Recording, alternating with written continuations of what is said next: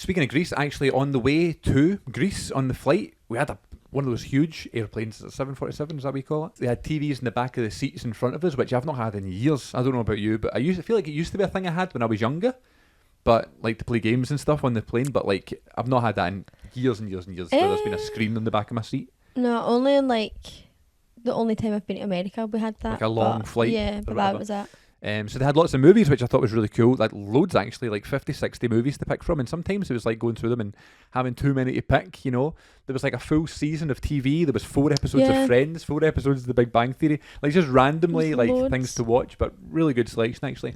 And I watched a great movie called The Blind Side, which is from 2009, obviously, so it's not like a brand new film, but it's been on my radar for so long because I think I had like a burned disc of it like years ago when it first came out and never watched it, so it was like in my possession but like never actually had it. But I thought it was a great film. I didn't know what to expect.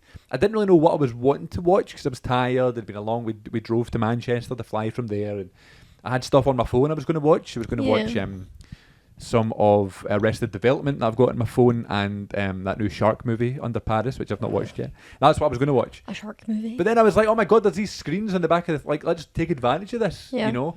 This weird woman that was sitting next to us was like offering us She was not her earphones. weird.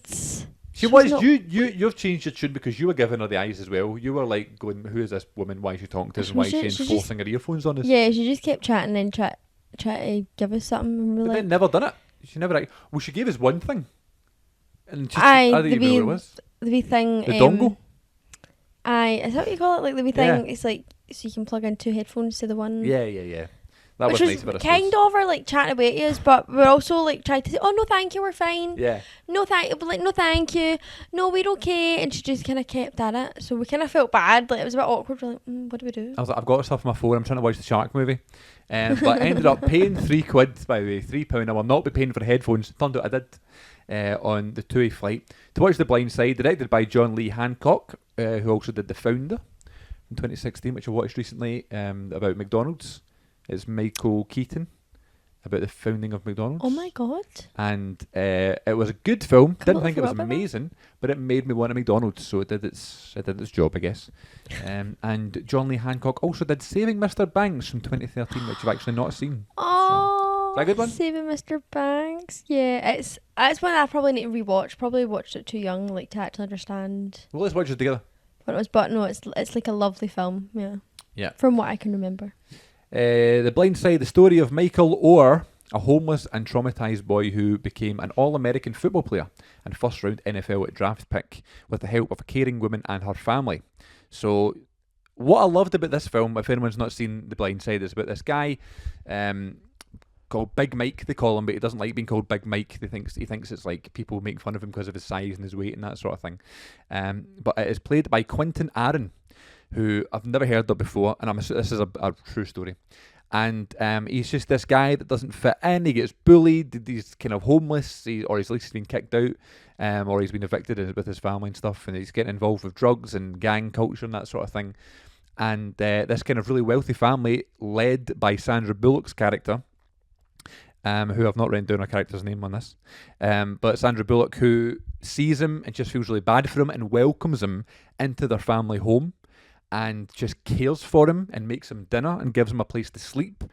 And when I watch these films, I'm always like waiting for something to happen. Like there's definitely a catch somewhere, and there just wasn't a catch. Yes, there was a couple of things that, like, you know, oh, that's a shame, and she goes to see his family and his neighbourhood's all rough and that sort of thing. But what I loved about the film was that there was no big twist.